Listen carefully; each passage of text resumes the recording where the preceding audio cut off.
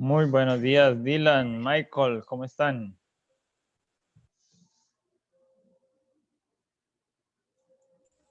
Buenos días.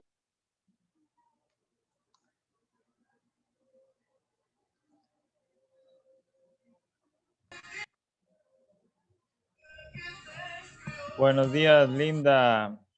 Buenos días. Liliana Rincón, buenos días.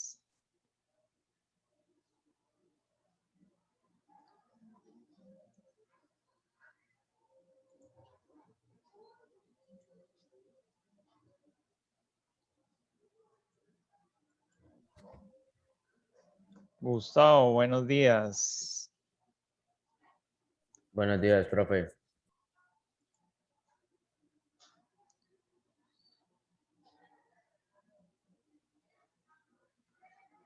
Alexandra, buenos días.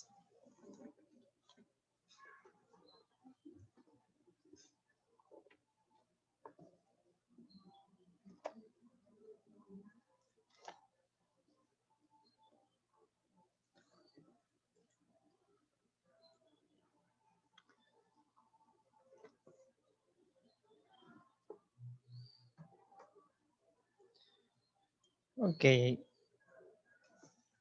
Mis hermanos Rincón.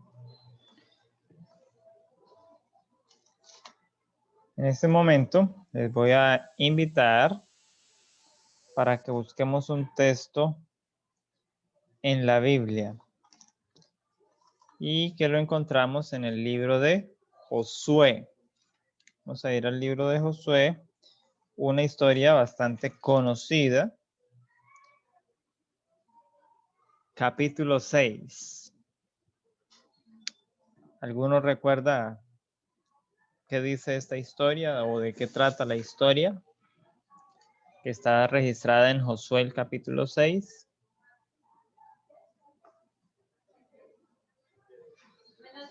Los No, que... señor. Entonces, tomemos la Biblia y revisemos este aspecto para ver cuál es entonces la historia. Yo sé que cuando lleguen allí se van a dar cuenta que es un pasaje bastante conocido por cada uno de nosotros, sobre todo en el aspecto del relato histórico que hay allí. Pero pues hoy no queremos abordarlo desde ese aspecto, sino desde el contexto de la temática que estamos manejando en el área de la filosofía. Para los que ya abrieron la Biblia, se han dado cuenta que se habla acerca de los muros de Jericó, una ciudad que fue rodeada por los israelitas y que Dios entregó en manos de los israelitas.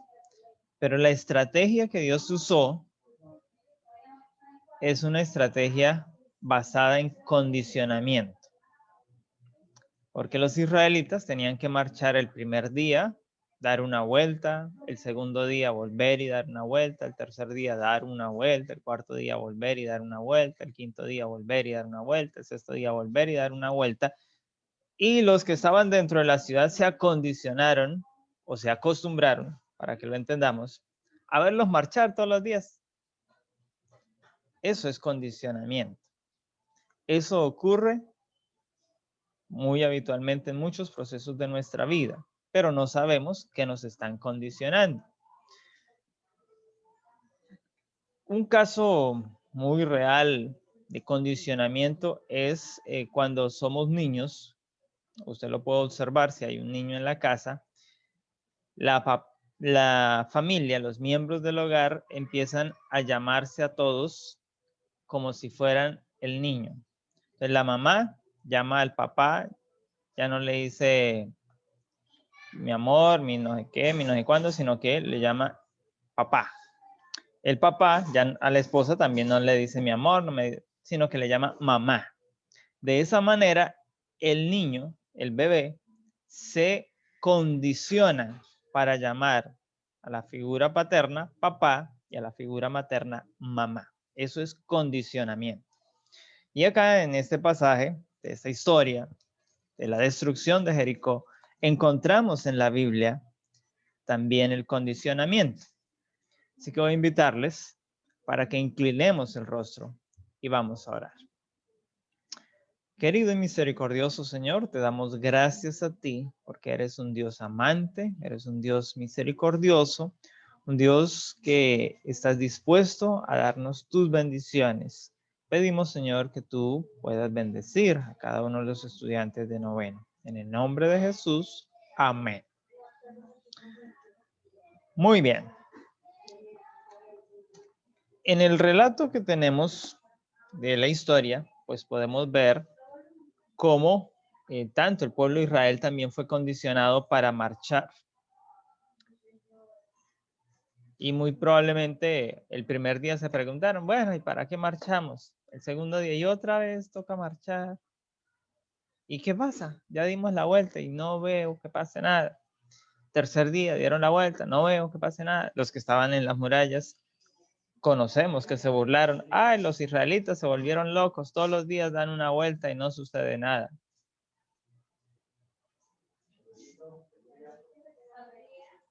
Hoy en día ocurre algo similar con la publicidad. Y ahora que estamos en las redes sociales, en internet, recibiendo clases, nos encontramos con ese bombardeo publicitario que no usa otra cosa diferente que las herramientas del condicionamiento para crear en nosotros la necesidad por un producto, por algo que no necesitamos, por algo que no requerimos, pero se nos condiciona para necesitarlo o para depender de este. Y es lo que ocurre entonces con los videojuegos también. Algunos de ustedes que empezaron jugando la primera vez se emocionaron, quemaron adrenalinas y ahí entonces el condicionamiento toma una nueva, un nuevo contexto, una relevancia. Porque cuando las endorfinas, cuando las hormonas que se agrega a nuestro cuerpo nos bombardean, nos hacen sentir placer, éxtasis. Y nuestro cuerpo se condiciona a experimentar y quiere vivir experimentando este bombardeo, esta excitación química que ocurre en nuestro organismo. Por lo tanto, esa actividad de jugar un videojuego se vuelve un vicio y se hace una dependencia continua del individuo del videojuego, al punto que si el padre de familia, el docente, ahora que regresamos al aula, le retira el celular, el niño, la muchachita, el muchachito, entran en una crisis, a hacer pataleta, a hacer berrinche. ¿Por qué? Porque han sufrido un condicionamiento y están condicionados a tener el celular ahí. ¿Claros hasta allí?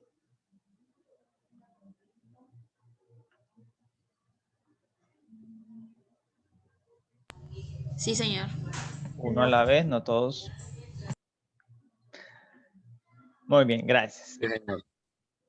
Vamos entonces a iniciar a compartirles, permítanme compartirles la pantalla para entonces revisar el primer caso del condicionamiento. Ustedes ya hicieron esta actividad, muestra a ver cuántos ya la entregaron, que eso era para la semana pasada. Y decimos que 10 ya la entregaron y hay 5 que no hicieron nada todavía. Y entonces vamos a revisar el condicionamiento clásico. Este condicionamiento se basa en unos experimentos con animales, más directamente con perritos. Por eso está la imagen tierna de ese cachorro allí al ingresar. El cachorro que usa el señor Pavlov, que por cierto, por estos desarrollos consiguió un premio Nobel a principios del siglo XX. Noten que estamos hablando de los principios de la psicología. Recuerde que la psicología nace a mediados del siglo XIX pero no tenía todos los postulados que tiene hoy en día. Estos se van construyendo. Los postulados del condicionamiento se dan justamente al iniciar el siglo, terminando siglo XIX y entrando el siglo XX. Entonces, la teoría del condicionamiento clásico, que es el primer condicionamiento a analizar, nos dice que hay por cada cosa, por cada estímulo que se impregne en el ser vivo, en este caso, sobre el cachorro, sobre el perrito, entonces se iba a recibir una respuesta. Y si repetimos el estímulo una sucesión de veces, la respuesta será condicionada. Esta herramienta, esta estrategia, este descubrimiento lo aplicamos en educación. Entonces, condicionamos a los estudiantes mediante esta estrategia a exponerlos a evaluaciones constantes para que aprendan a manejar el nerviosismo, a enfrentar un examen, porque cuando terminen, el Estado los examina y determina si están habilitados para ir a la educación superior o no. Entonces, ahí tenemos básicamente todo el bachillerato, toda la primaria para hacerles el condicionamiento, para que ustedes puedan entonces enfrentar ese examen y responder. Eso es aplicado en el campo de la educación, la herramienta del condicionamiento clásico, descubierta por Pavlov en el campo de la psicología.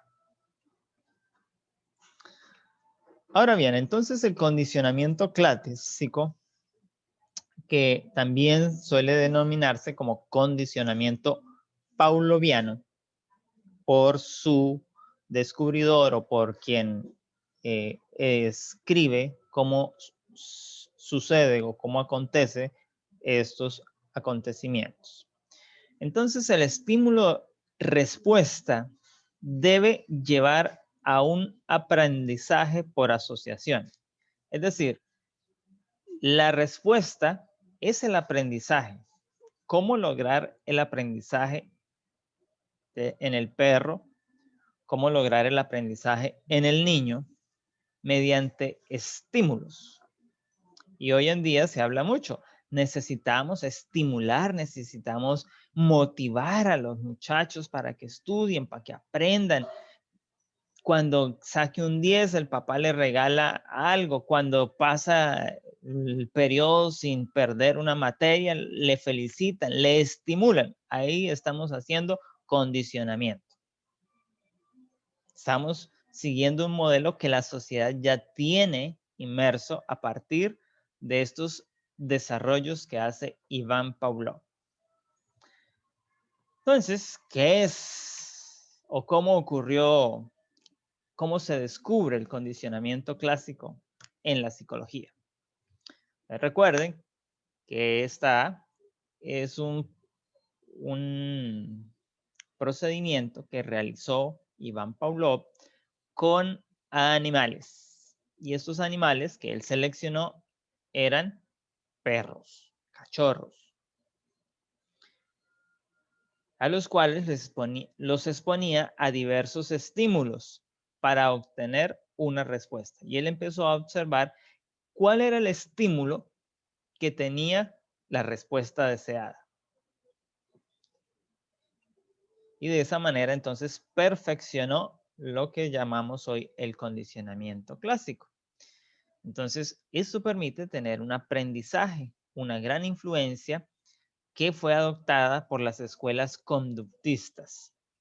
Las escuelas conductistas del siglo XIX y de principios del siglo XX se basaban en este modelo para el aprendizaje. Todo lo que se hacía en la escuela estaba basado en la técnica del condicionamiento clásico para que los estudiantes lograran hacer aprendizajes. Entonces, el aprendizaje es muy memorístico, el aprendizaje es demasiado estricto y lleva algunos colapsos en los estudiantes.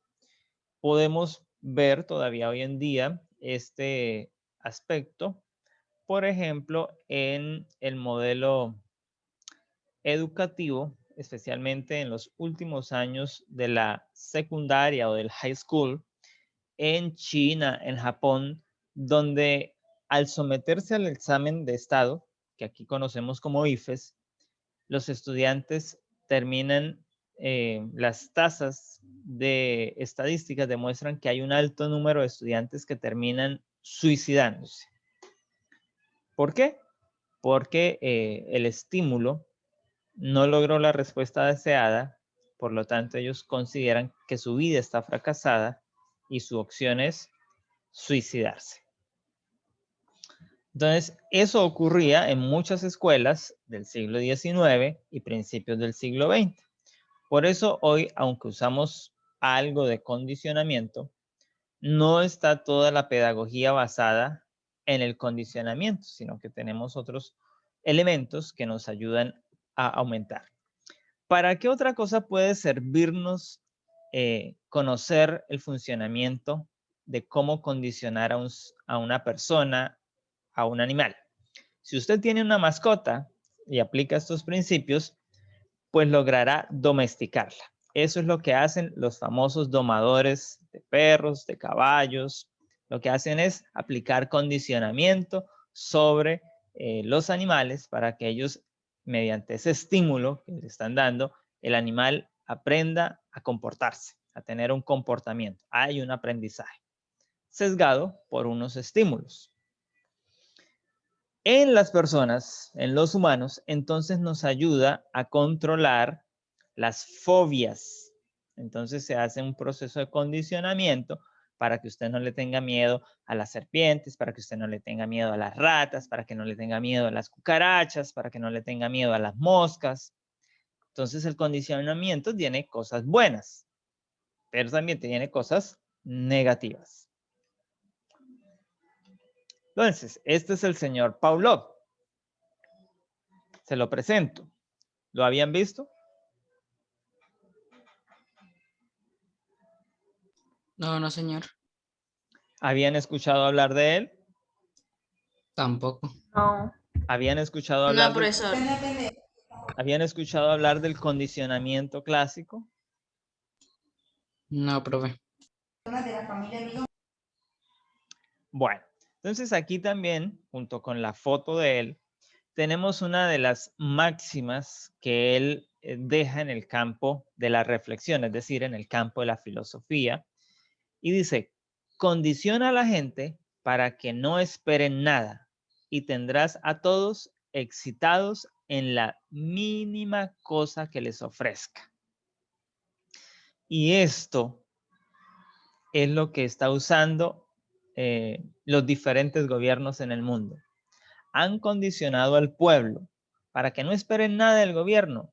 Y si les dan una ayuda, la gente se sienta excitada con esa pequeña ayuda que les dieron. El gobierno colombiano lo está aplicando con la población colombiana. El gobierno estadounidense lo está aplicando con la población estadounidense. El gobierno español lo aplica con la población española. El gobierno de China lo aplica con la población china. Todos los gobiernos han entendido que el condicionamiento es su herramienta para controlar a las masas y han sabido perfeccionar esta herramienta usando los medios de comunicación para mantener entonces condicionado a las masas. Por eso hay algunos críticos de los gobiernos o opositores a los gobiernos que dicen, por ejemplo en Colombia el discurso es no vea RCN, no vea Caracol, porque le están lavando el cerebro. Y en cierta medida te están diciendo la verdad, porque el gobierno invierte millones de pesos, y podríamos hablar de dólares, en lo que llaman mejoramiento de imagen del gobierno. ¿Qué es eso? Es a través de una pauta publicitaria darnos un condicionamiento para que usted dé una respuesta. ¿Y cuál es esa respuesta? Una favorabilidad hacia el gobierno. Así sus desempeños sean malos. Y entonces del otro lado tenemos a los opositores, a los críticos diciendo, vea, el gobierno hace eso, el gobierno hace aquello, no ayuda, el país está grave, vamos cada día de para atrás.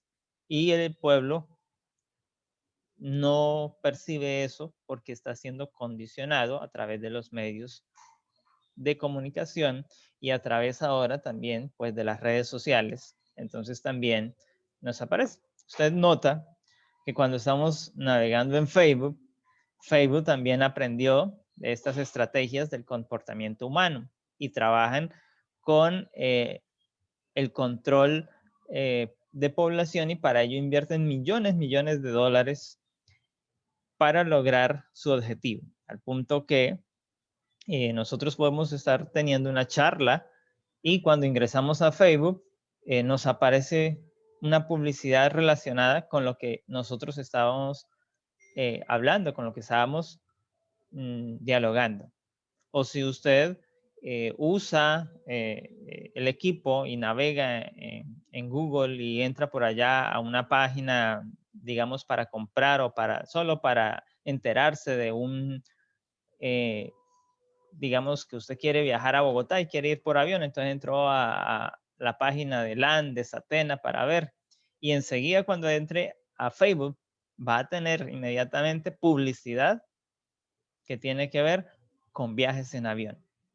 Porque eso está basado en los modelos sociales del comportamiento de las redes, basados justamente en esto que se llama condicionamiento. Así que el mundo usa esta herramienta para manipularnos, para controlarnos y muchas veces nosotros no nos damos cuenta, no somos conscientes de ellos, no, como en su caso, no han escuchado hablar del condicionamiento clásico y somos fácilmente maleables.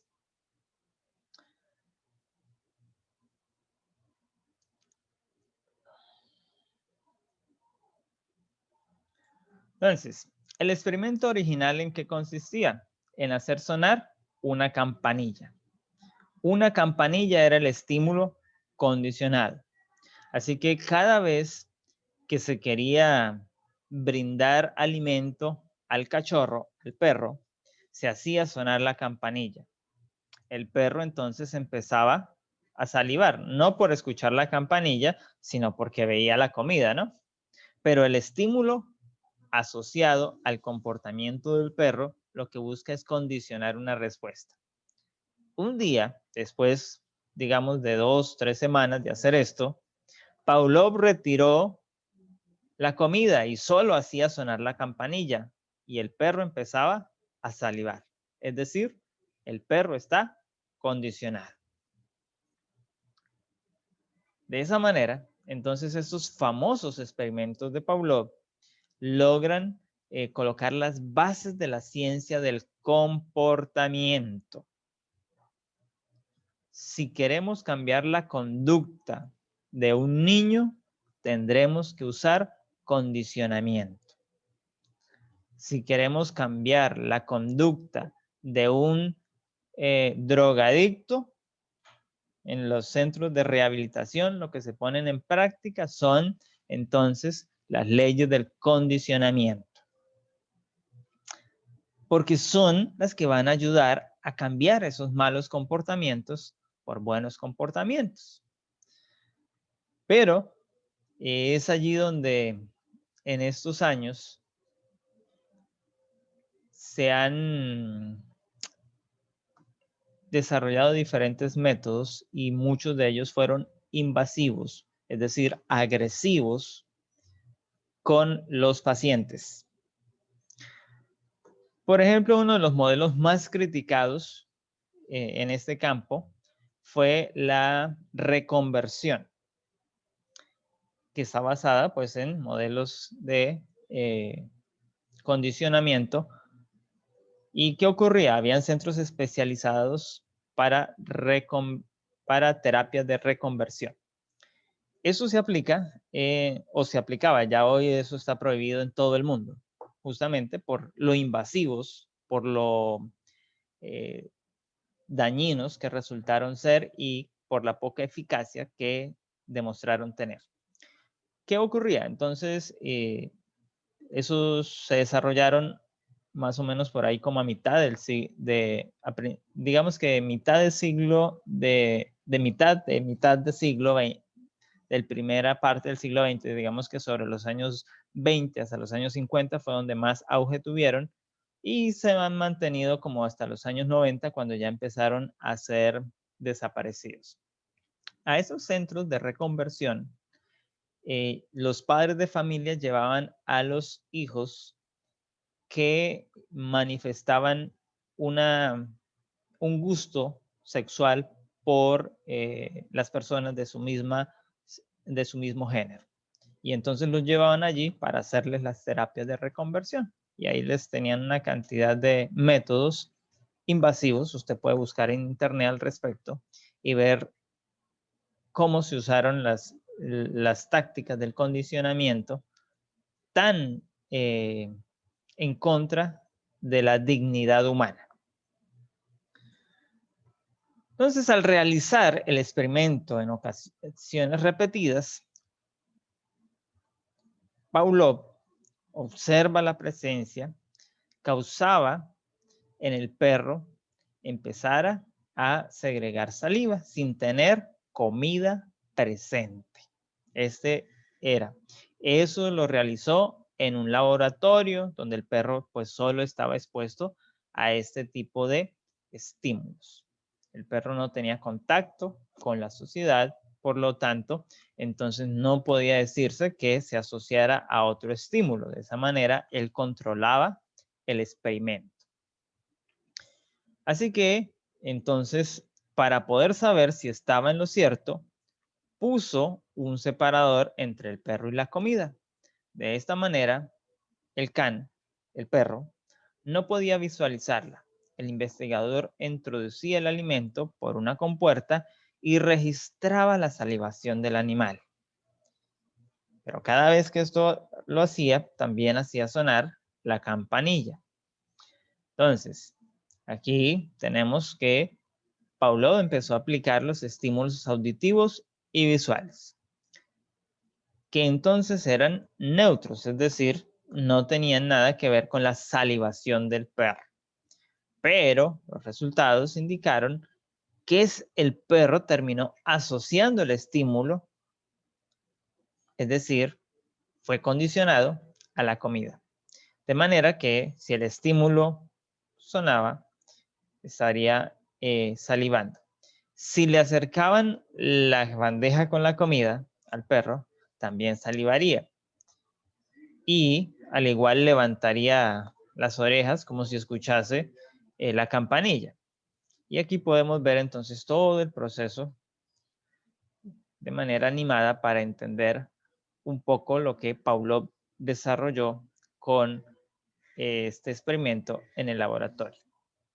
Ahora, eso no lo hizo con un solo perro, obviamente. Lo repitió hasta demostrar que no había error y que independientemente con el perro que se aplicara, el resultado iba a ser el mismo. Es lo que lo lleva entonces a postular sus conocimientos que le ayudarían para obtener el premio Nobel.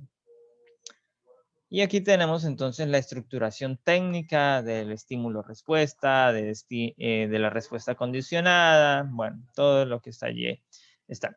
Pero había otro hombre que ayudaba a Pavlov, es decir, su ayudante, su alumno, su discípulo, como decimos hoy en día, y era John Watson. John Watson dijo, esto puede ayudarnos. Así que Pavlov no fue en sí el que trajo esto al campo de la humanidad. Él lo hizo con los perros. Pero es John Watson el que propone el condicionamiento clásico para explicar también el aprendizaje en los humanos. ¿Y cómo lo hizo? Es interesante ver cómo logró entonces aplicar. ya había acompañado a su maestro en todos los experimentos con los perros y sabía, así que decidió adelantar un experimento, pero ya no con perros, sino con un bebé, el pequeño John Watson. Y hoy dirían, qué papá tan criminal. Experimentó con su propio hijo. Así que Watson llevó al pequeño bebé de 11 meses junto con su colaboradora, su alumna, su discípula, Rosalind Rayner, en la Universidad Johns Hopkins en Estados Unidos para realizar esos condicionamientos. Y empezaron entonces, bueno, a emitirle sonidos para ver cuál era la reacción natural del bebé. Y estos sonidos eran golpear una lámina de metal con un martillo. De esa manera, entonces, todo niño se va a asustar, eso es natural, ¿no? Pero la respuesta que se estaba allí era, entonces, si doy un golpe a la lámina, el niño se va a asustar. Esa es la reacción natural frente a este estímulo irruptor que estamos colocando. Pero ¿qué es lo que queremos? Ah, y ahí es donde viene. Entonces, viene la segunda parte del experimento. Entonces, la asociación del golpe del martillo sobre la lámina de metal estaría dada cuando se introdujese una rata blanca, un ratón de laboratorio, como los conocemos hoy, que era el estímulo neutro al comienzo. Pues los niños no se asustan con una rata, van a querer jugar con ella, va a ser como una mascota, como un peluchito para ellos, es que no le van a tener miedo, no hay miedo natural de un niño por este animalito. Pero si se asocia el golpe del martillo sobre el metal, en el momento en que la rata esté en el campo visual del niño, entonces el niño va a desarrollar una fobia, un miedo, un pánico a la presencia de la rata. Y justamente entonces esto fue lo que permitió a Watson entonces tener los mecanismos para la adquisición de fobias.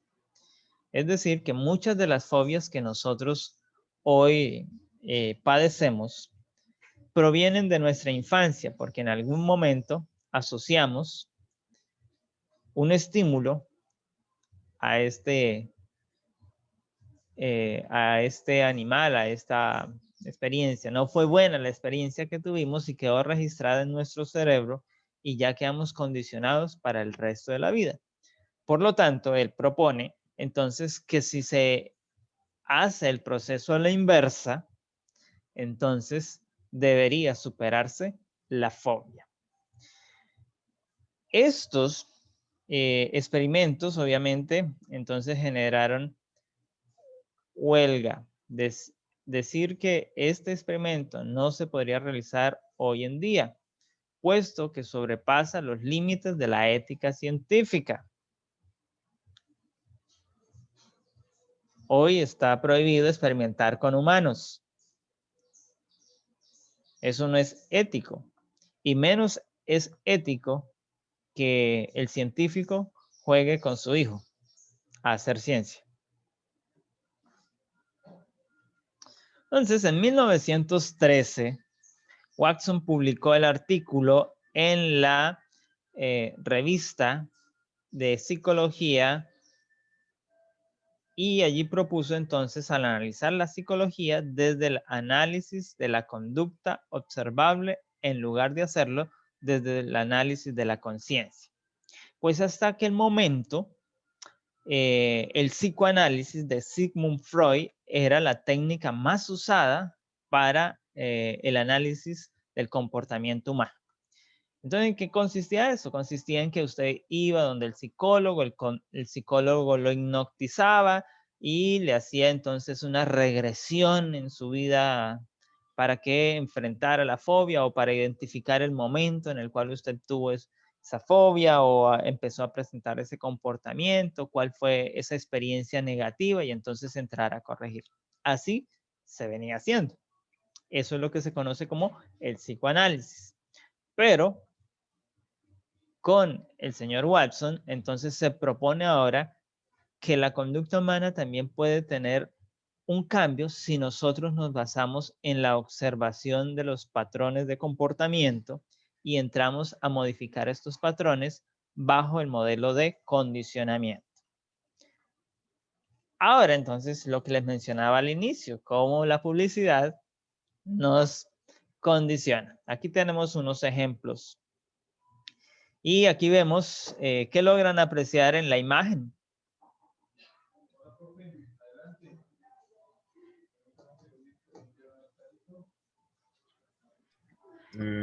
Pues que es como un campeón o algo así. Exactamente, ajá, como un campeón, como si estuviera ganándose un juego olímpico, hubiera corrido una gran... Pero nótese que se exhiben sus músculos, su parte sensual, así que será muy atractiva. Pero lo único que se está publicitando allí es una colonia que se llama Invictus,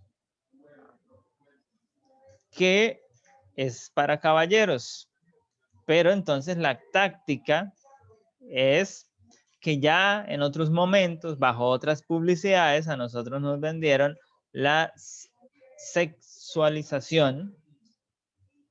Y justamente en estos días varios competidores olímpicos han decidido cubrir su cuerpo a la hora de desarrollar su presentación o su participación en los Juegos Olímpicos para evitar la sexualización que está usando el medio. Entonces aquí lo podemos ver. Se usa la figura masculina para decirle a los caballeros que si ustedes compran esta colonia, pues ustedes van a ser sexys, van a ser atractivos, van a reflejar una imagen de liderazgo, de empoderamiento. Ese es el mensaje que está detrás de la imagen de este hombre musculoso. Aquí, esta imagen, ¿qué creen que están vendiendo?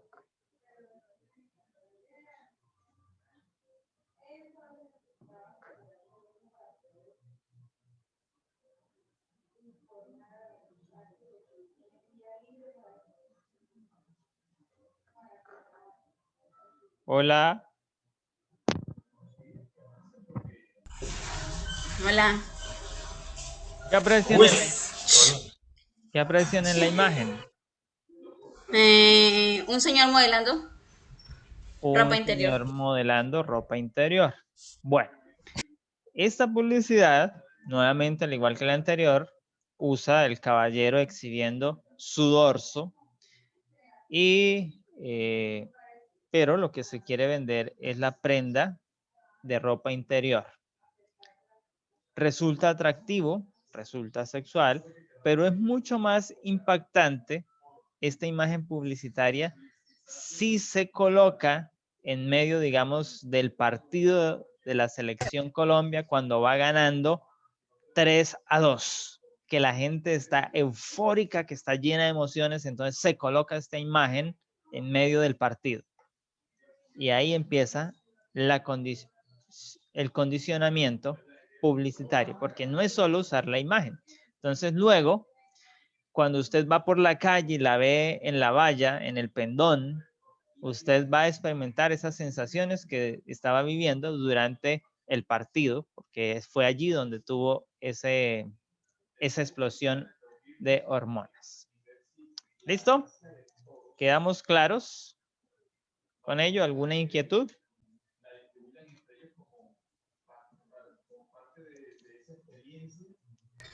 No, señor. Bueno, No, les profe, invitamos a que revisen el video que está ahí a continuación de la presentación y en la próxima clase continuaremos. Les damos 10 minuticos